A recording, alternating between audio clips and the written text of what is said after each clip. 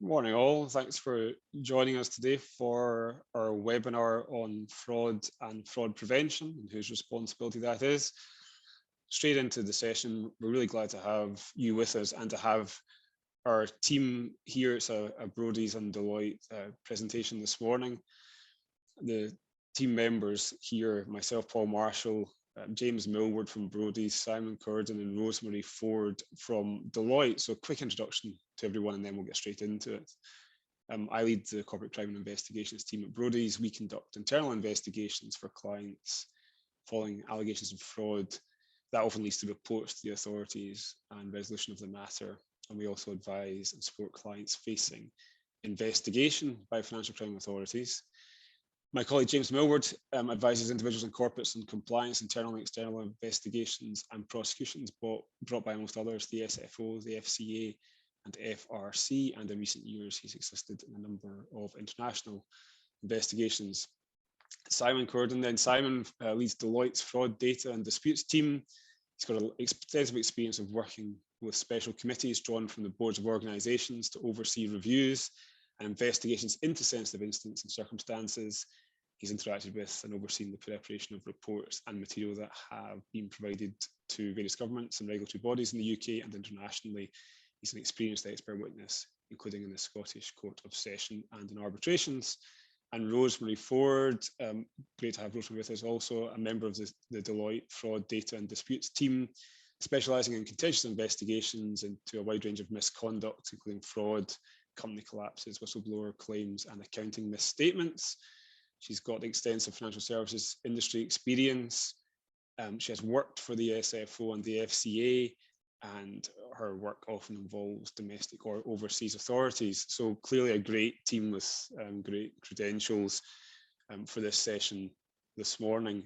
Now, looking at the agenda, what we want to cover today is, in general terms, practical terms, what is fraud, whose job it is to prevent fraud, and what should you do once you have detected fraud. Now, to set the scene, we're going to start with a polling question, which I wonder if my assistant can produce. Yes, so the poll you'll see here, which of these parties has primary responsibility for preventing and detecting fraud? The management, the external auditor, the compliance or internal audit function, or the Scottish Crown and Procurator Fiscal Service or other regulators. So clearly we've got in the lead, the management of the organisation, and then also the internal compliance and internal audit department. No answers for external auditors and nothing for the regulators. So let's pull that away and let's start from that interesting position that the audience have a strong view that it's the job of the company to have primary responsibility for preventing fraud. So Simon, Rosemary, James, we'll just stop there. Our job is done. We've got the message across. Well, let's see if we can drill into that in a little bit more detail. So with the question of whose job it is to prevent fraud, let's start with that relationship between the company management and its auditors. And we think that the useful context here is the UK government's consultation, which closed in July. And that's all about restoring trust in audit and corporate governance. And the government pointed to a succession of sudden and major corporate collapses, which caused economic and social damage, and therefore has the goal of reform to strengthen the way in which UK companies are reviewed and audited. And there are proposals in there for strengthening governance and financial reporting. Very much a two-way street though between company management and auditors. That's our starting point here. So then let's look at fraud and what we mean by fraud. First point I think to make clear is a distinction, really important distinction between making a mistake with financial reporting and financial statements and the intentional making of false statements. So Simon, on that distinction, can I ask you to get the ball rolling with a practical example of the difference between error or mistake and that proper intentional fraud in misreporting? Sure, Paul, and morning everybody. I was going to pick an illustration around stock actually and stock accounting, and not to be a complete accounting geek, but the value of stock is a driver of profitability because closing stock effectively is a credit to your profit and loss account.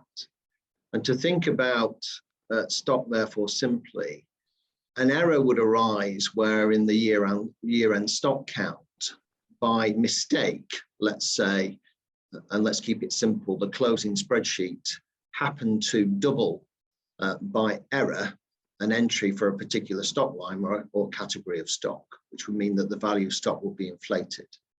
Well, what you would establish through review is that that was pure chance. Somebody had hit the wrong key or calculated the formula incorrect. The difference with fraud, and actually fraud in accounting terms, is almost any deliberate attempt to influence the results, would be where, on further review, what you would establish is that the value of stock had been deliberately inflated as part of that piece. And obviously to assess whether something is deliberately done is quite an involved process.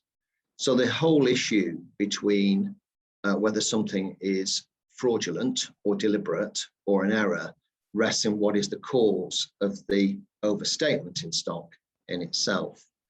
And one thing I would say probably as a prelude, Paul, to us moving on is this, and you referenced the external auditor.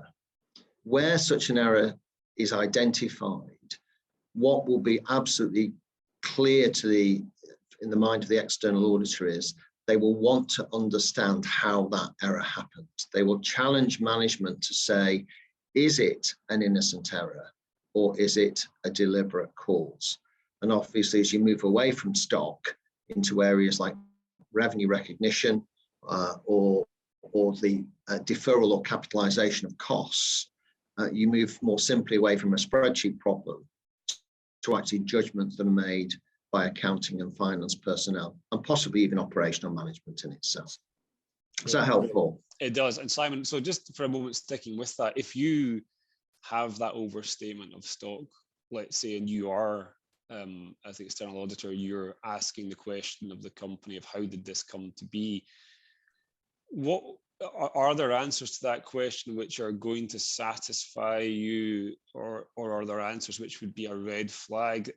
Can you give us a sense, give the audience a sense of what sounds a credible response there, and what's something which would make you think there's more serious concerns to look at? Well, I think the credibility of the response is how seriously management take it, particularly the board. And so an auditor expects management to take any issue like that seriously.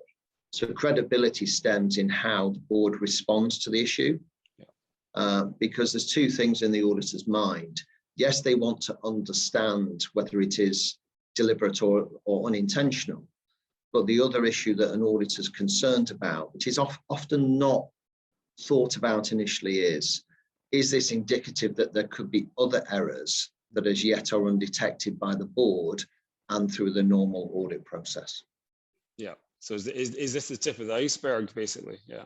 Correct. So you will hear external auditors use the phrase contagion risk, and that means about, do we have a completeness issue that's more pervasive than the one we've just found? Yeah. And brave using language contagion risk in the current climate, Simon, but good. Okay. Indeed. Forgive me for that. I hope the audience will. Okay, brilliant. That's a really helpful practical illustration that we can move on from. So let's go back then to that point of how seriously management take these concerns around fraud or issues around fraud, as Simon's identified there, and go back to the UK government consultation I mentioned earlier. It does very clearly start with directors and say directors have got that ultimate responsibility for their company's accounts and reports. Yes, there are statutory duties for the directors, but there's also this point around responsible behaviour by directors being, as the government puts it, a fundamental starting point for high quality and reliable corporate governance and reporting. And the current view, or the UK government's current view, is that the framework in place right now just does not help directors live up to that responsibility. So the quote is, the framework's inadequate in holding directors of companies to account in the rare but serious cases that they neglect their reporting responsibilities. And something we talk about later is a concern that the Financial Reporting Council, the FRC, doesn't have the powers to enforce directors' duties unless that director is a member of a professional accountancy body. So again, this gap between what's expected of company directors and senior management and the lack of tools that regulators have to enforce that. So the government's looking at enforcing new reporting requirements and giving new powers to take action against directors. So we can see a government position which is, we'll come to auditors in a second, but the company directors and managers must do more to protect against fraud. Now, I mean, in a moment, I'm going to open this up to the group. There's the director and the senior manager point, but the government does also make a very strong message, which is external auditors have a power to ensure that directors improve internal processes and are truthful with their external reporting, and talk about this unique access that auditors have to company information, people and processes, and that's enshrined in company law. So you can see our question at the beginning, where does the responsibility lie, is right at the heart of what the UK government's thinking in terms of future proposals right now. So let's go into that, this concept of the role of management here, the role of auditors, both internal and external. And James, can I start with you and bring you in to talk about where the government start, which is with the role of the company and senior management. What should directors be doing to protect against fraud and misreporting in the first instance? Well, good morning, everyone. I should start really by saying that I'm very encouraged by the results of the poll, because, I mean, you could be forgiven, I think, especially over the last few years in the context of the headlines we've seen about external auditors and the pressure being placed upon them for thinking that, in fact, it is the external auditors who are solely responsible for preventing and detecting fraud. But as Paul has said, as the government consultation confirms, and indeed is set out in the FRC's revised auditors' responsibilities, management has primary responsibility for preventing and detecting fraud, and that should manifest itself in a number of ways. So Simon was speaking a little bit earlier about the reactive approach that is expected of management, how swiftly they respond when an issue is identified. I think it's worth speaking maybe a little bit about the proactive approach. So we would expect, or the regulators would expect, management to be fostering a culture within the company which is intolerant of fraud, to foster a fraud deterrence program, to have strong corporate governance to discourage individuals from engaging in fraud, which would help to limit the likelihood of it occurring in the company. So James, just on that, on that point, because it's a very important point we always hear about, the difference between governance in the sense of processes and procedures, and also governance in the sense of culture. So the idea of putting processes and policies in place is easier to understand. But when you talk about the culture, how does the senior team imbue the right culture in an organization? Well, they can do it in a number of ways. They can do it through effectively communicating what their approach is to an intolerance of fraud. I've seen it done quite effectively by some FTSE 250 directors who had implemented a mechanism whereby individual employees couldn't access their computers unless they had completed the training required of them by the company. And the client I had, in fact, the CEO of the company, gave a very good account in his evidence to the FCA, who was under investigation, of having been locked out of the computer himself, and his fury at having been locked out because he himself hadn't completed the training.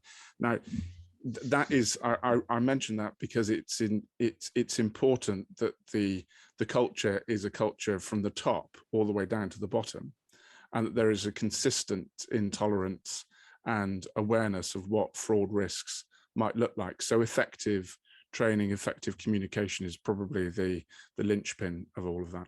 Great. Now, that sounds great in practice. There's one step before that though, which I wonder. I want to bring in Rosemary in a second, but I know Simon has been doing some work in this area that I wanted to ask more about, which is a company can have all of the right processes in place and the culture in place once they've recognized what the fraud risks are for that company. But Simon, I think that one of the things that you've identified recently in your work is that sometimes organizations find it difficult to do that risk assessment or identify where the fraud risks arise for an organization. And I think you've got maybe a survey that points to that. So can you tell us a bit more about that sense of, yes, we're ready to respond to fraud challenges, but we're struggling to identify where the fraud is or the fraud risk is in the first place? Yeah, I think through the first quarter of this year, we did a whole series of research around fraud, from chairmans to NEDs through to people in senior operational roles within businesses, head of internal audit as an example. I think one of the challenges is that all organizations see fraud risk, and COVID has obviously amplified that for a number of businesses. But more often than not, it's seen as a granular issue rather than something that could affect the business as a whole. So it may be more localized in a particular part of the business. At least that's what the risk assessment says, rather than a stand back and say, could fraud damage this business? And part of that is that businesses are very acutely aware of kind of call it typical internal and external threats from fraud, procurement related or things of that nature. And probably are only now beginning to think about what we would call a broader fraud risk that stems from financial misreporting, which can have a massive effect on the reputation of the company, its value, and very importantly, senior figures within the business. So I think in terms of risk assessment, I would probably encourage this, that it should be there as a specific risk that is considered. And I think what's essential therefore is that there need to be, whoever's leading that must speak to a broad spectrum of individuals. So it's not just finance, but it's operational, procurement, IT, HR. So you almost bring together a cross-functional view on fraud. I think don't disregard the importance of your own staff. So surveys around fraud can be very helpful to identify concerns. That can be anonymous, of course, and you can learn from near misses and gaps and weaknesses identified in IA reports. Really importantly, prioritize risk. What you don't want to do is to spend too much effort on money on a relatively low grade fraud risk that you manage very well. Think about those things that can really damage the business. A key broad fraud risk that people are very concerned about, of course, is cyber. I think ownership and accountability around the fraud risk assessment and then the plan is very, very important. And as with all risk, set the right cadence to how you review your fraud risk assessment to see how the business has changed. And again, many businesses responded very well in the COVID situation because they understood that working remotely, for example, created challenges or changes around access controls and what that meant in terms of the broader controls and processes that you got from people accessing your systems remotely. Yeah, that helps. Yeah, it is. And just one follow up on that before I turn to Rosemary next. When you were looking at fraud readiness or fraud preparedness in the COVID setting, did you find, or did you, the respondents to your survey, were they reviewing their assessment of fraud more regularly, or was it something that had possibly slipped down the agenda because there was the priority of actually keeping the business running? I mean, yes. I mean, actually, even though it was business running, people were immediately thinking about the fraud risk. What it became was quite localized, though, in terms of can people access our systems, or from externally, and also, to be fair, our own people, does that present an opportunity for them as well? So it was probably more about the direct loss of money, misappropriation, than broader issues around financial reporting or things of that nature. Yeah, got it. Sure, that makes a lot of sense. Good. Paul, if I could just add one thing, I think Simon's probably touched on it, but I think one of the important things in the governance structure is that it's flexible and that it has a mechanism for manual override. So those who are responsible for managing the corporate governance are able to intervene and look at procedures, test protocol, test the preparation of the accounts, even if it's all sort of on tram lines and running down an automatic route. It's very important there should be manual intervention at some point. I agree with that, James. That sounds like a really neat way to start talking about the role of internal and external audit here, because that point that you've made there around not being tied to a process, being able to be flexible, Rosemary, I'm guessing that's one of the things that internal audit teams should be alive to, that once you've got your systems and processes up and running, you have to have confidence the internal audit team are then going to be going in and checking and testing that the business or the business as usual operation is properly respecting what the fraud prevention procedures should look like. Yeah, I think that's correct, Paul, and morning everyone. So I guess having undertaken that initial fraud risk assessment, which Simon was talking about, it's not just enough to put in place this framework of internal controls, but rather an organization needs to constantly monitor the effectiveness of those controls and indeed remediate where required. And so that's where internal audit comes into this. They need to be checking against the risks that were initially identified in that risk assessment and look at those key fraud controls that they've built in, whether they're working, and if not, put plans in place to remediate that. Yeah, great. And then let's look at, Rosemary, let's stay with the point of auditors. That's the internal audit role. We started from this question of to what extent can and should external auditors be a key player in fraud prevention. So what do you say, what's the ideal model of how external auditors perform their role to help a company protect against fraud, particularly in the financial reporting space? Sure. So I guess, as we've kind of mentioned throughout this presentation, and indeed as the poll showed at the beginning, people are aware that that primary responsibility for fraud rests with the organisation. And I just want to touch quickly on the government consultation that we've talked about, because there is a proposal in place that will slightly change that.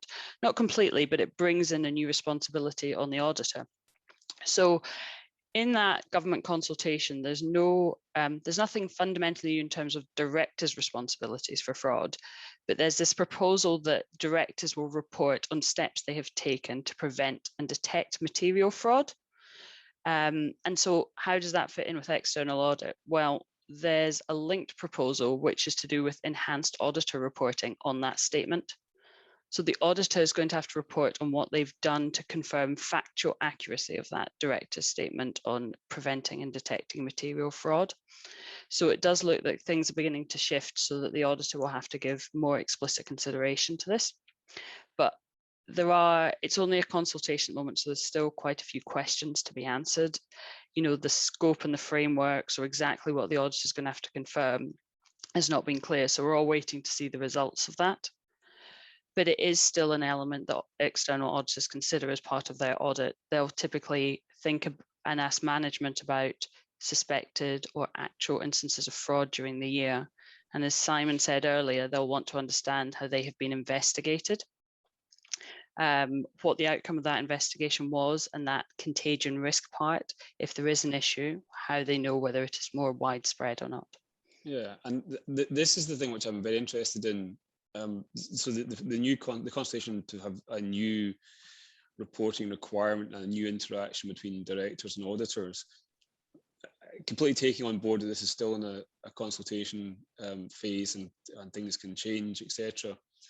But I'm wondering, is that very much different from what external auditors would be doing right now in terms of the testing of management responses and the testing of the data that's presented as part of the external audit? At the moment, because that responsibility lies with the management, external auditors to an extent are reliant on what management say, and they'll go and do some testing of it. But now they're going to have to make a more explicit statement. I imagine the testing will become more significant in that area. Right, so the auditor has to almost go further to satisfy themselves than currently they're obliged to. Yeah. Okay. That really important point to flag, Rosemary. I'm really interested to see what happens next. What's the time frame, do you know, in terms of when the government's planning to come out with its response to the consultation responses, so to speak? I think we'd all like to know that. I did check again yesterday and I couldn't see anything online about when this is going to happen. The consultation shut at the end of July. Yeah. So I imagine they got a number of responses. So I think they're probably just considering those, and hopefully next year, early next year, albeit we have seen a number of organisations who are already looking at that white paper and anticipating what's going to be put into legislation following it and trying to get ready for it. Yeah. So the next, before we move on, the question I'm tempted, I have to ask you, Rosemary, you can tell me if it's too sensitive to get into, but I'm interested in the idea of a situation where you've found that you are asking senior management to explain representations that have been made as part of an audit process, and getting to a position where you can see that there's a serious credibility gap, or there's a serious issue with what they're presenting, and how an auditor would manage that right now. So I know it's sensitive because that clearly can create a picture of having concerns with what the corporate's presented to you. But do you have a war story you can give us, or not even a war story? Maybe it's just a completely fabricated example of what you would do in those circumstances if you found that you were starting to see information that didn't appear reliable, and how you would try and advance and resolve that with the company. So there was a matter that we had in the recent past, where external auditors had begun to get nervous about a company's approach to a potential issue. And thinking back to that and how they dealt with management, they wanted to understand exactly what had happened, what investigation had taken place, what the outcome was, and to whom it was reported. And then thinking about what management knew and when they knew, and what steps they took as a result of the outcome of the investigation. Now, in particular, in that instance, there was a concern that this investigation scope was quite narrow, and that there had been no challenge by management to widen that investigation scope to cover that contagion risk point that Simon mentioned earlier. And so we saw external auditors wanting independent assistance from the company to get independent assistance to go and investigate certain matters again, and to consider whether there was a wider issue at heart here.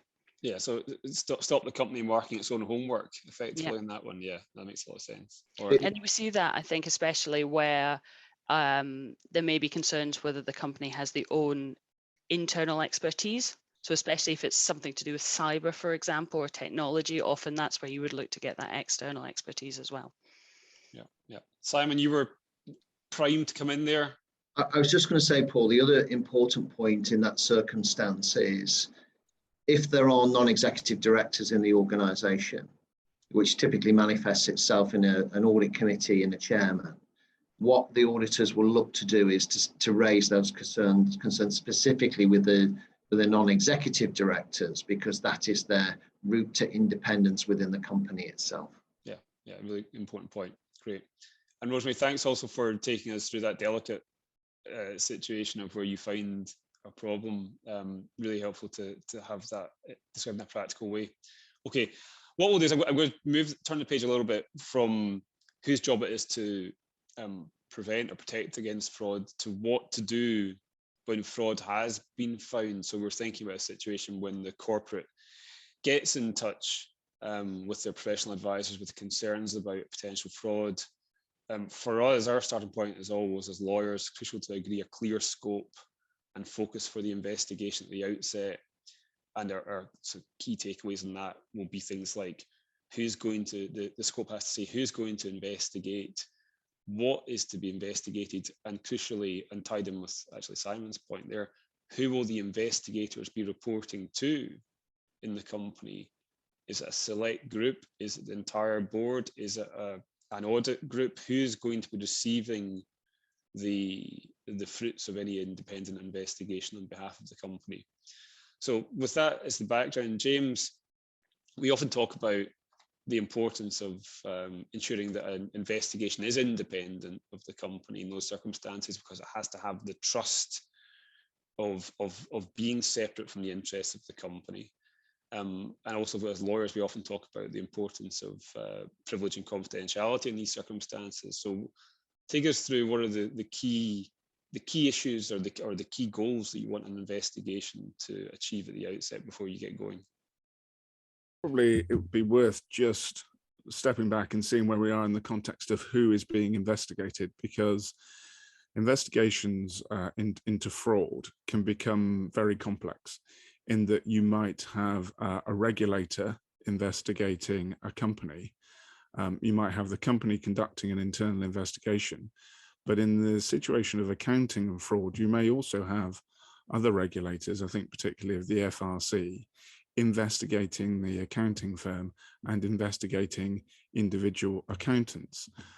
So the protections that you're talking about, Paul, are relevant and important for a number of different layers. I mean, the foremost protection, of course, which we would think of as lawyers, is making sure that legal privilege applies.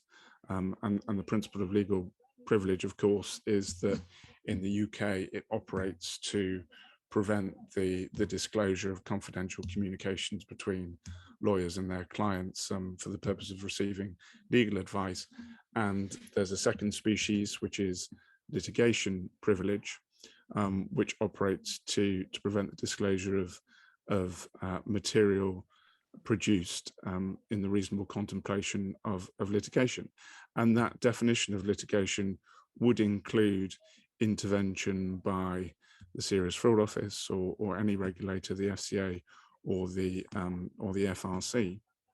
So the first thing, beyond the scoping which you've outlined, is to make sure that you are in a position properly to manage any internal investigation, but also that you're properly managing the disclosure requirements to the regulators and the advice that is being given to the separate parties. The separation of advices, if you like, the separation of legal advice is extremely important. You cannot have an accountancy firm and a company involved in or being investigated for the same issue being represented by the same firm of accountants, because their interests may diverge, and firm of lawyers. And equally, you can't have individual accountants who are being scrutinized by the FRC represented by the same legal firm as the firm of accountants. So I could go on perhaps a little bit about legal privilege, which is one of the hobby horses of our profession, but that's probably enough to be going on with. No, probably best not to, James, you're right. So we've got there the importance of independent representation, certainly, and yeah, you covered privilege clearly there as well. What I'm then interested in, and Rosemary, if I can turn to you for this, when we think about fraud investigations, one of the key challenges there is that data capture, so the collection and management of data, the review of data and the analysis of it. So what are your sort of top tips here for how a business should go about securing, reviewing, analysing data in those circumstances, particularly where there may well be people within the organisation who may not want all the relevant data to become available to an investigation team?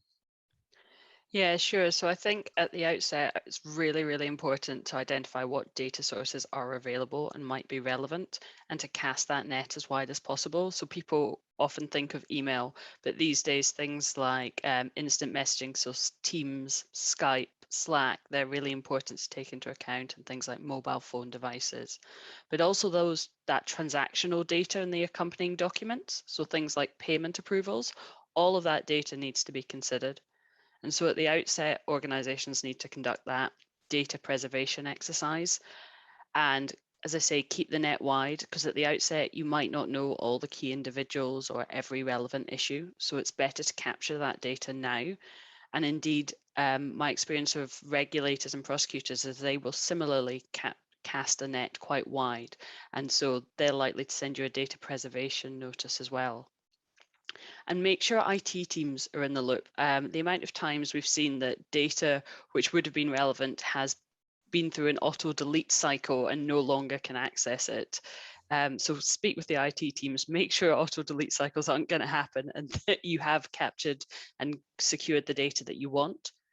It may then be later on in the investigation, you've narrowed the issues, you've narrowed who's involved. And so actually the data that you need to review and process into some data review platform, for example, is much smaller, but at least you've captured it first of all.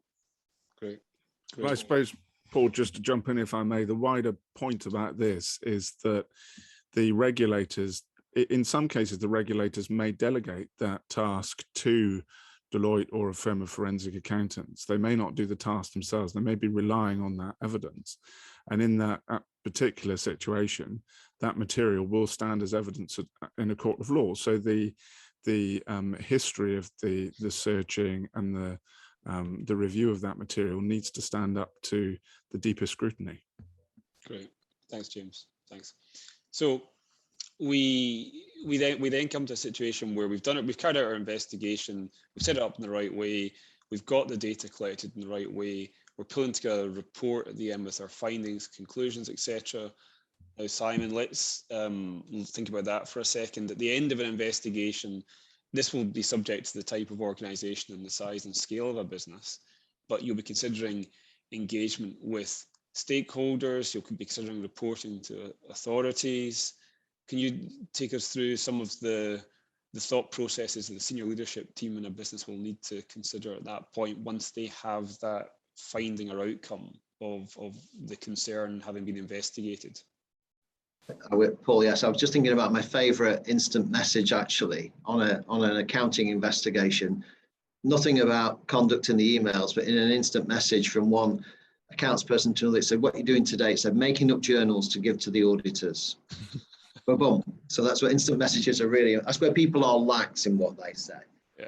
I think stakeholders are really important, and actually there's the final report itself, of course, but there's also how you engage with those stakeholders as you go through your investigation, because often it's how you share information that finesses the way that your report lands. I would say internally, what you can and can't show to directors and employees in an investigatory scenario is an interesting one, but I often find at the start of an investigation that there's often a lot of raw emotion in the company, particularly in stakeholders. I'm sure we've all seen situations where boards feel let down by conduct, and that can create factions within the board until at least things settle down. Very important stakeholders who often want to see the report is actually banks and lenders, particularly if the issue that's been investigated is significant to the funding of the business.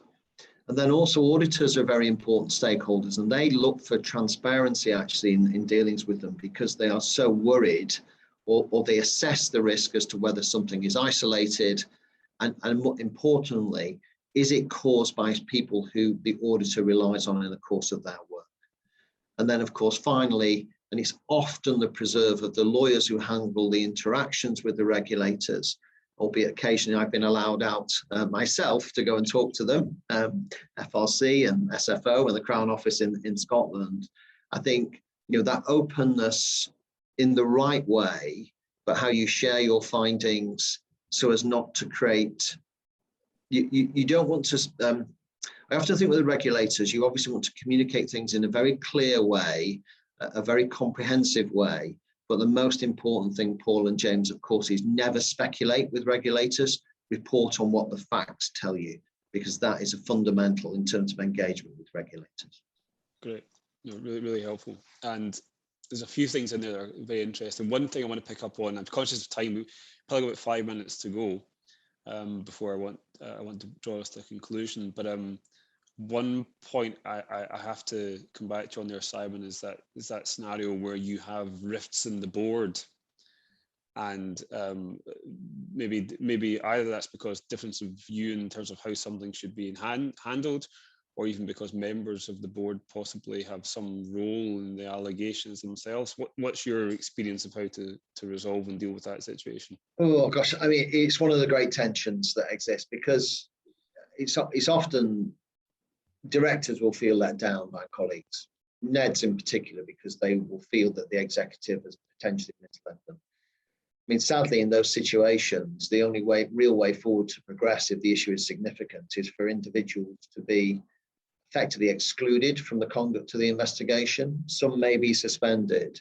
but this is where you see in the press this reference to independent committees or special committees being established in order that lawyers, forensic accountants, and the auditors actually, as others, can engage with people who are removed from that tension.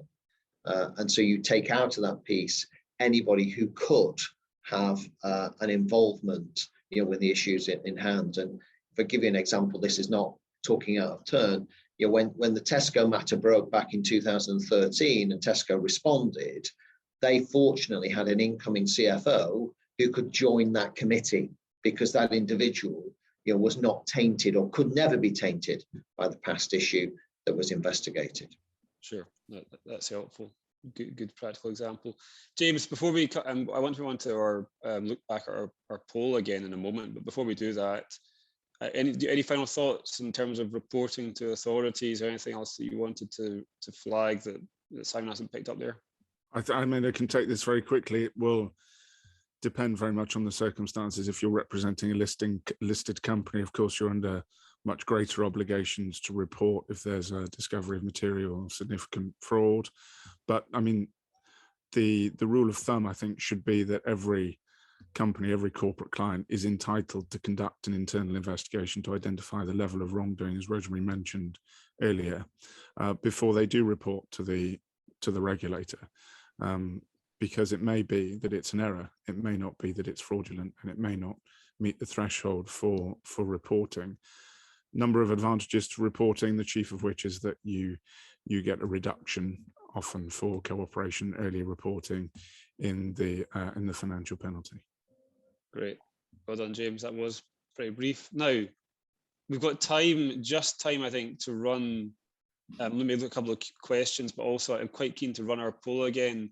So Aisling is working some magic in the background. Aisling, can you bring the poll back up? Can I ask the audience again to turn your attention back to this question, and same question as before: who's got primary responsibility for preventing and detecting fraud? Have the views of our speakers influenced or moved you from the starting position, which was it's all about the management of the company? So again, in some ways our job was done at the beginning because we were hoping to be in a situation where over the course of the session we could get the audience, get all of you to start thinking. It wasn't the job of the auditors, it was actually the job of management. But as James said, you were there at the outset, so that's fantastic. So just to wind up, I wanted to thank Rosemary and Simon and James for contributing today. I found it a really interesting discussion to have. Hopefully for the audience, you've gone away with some ideas about improvements or changes to make in the business. Our takeaways, a handful for you, is your senior leadership team demonstrating a strong commitment to fraud prevention? Are you clear on where the fraud risks lie for your business? Are you ready to respond to suspicions of fraud when they do arise?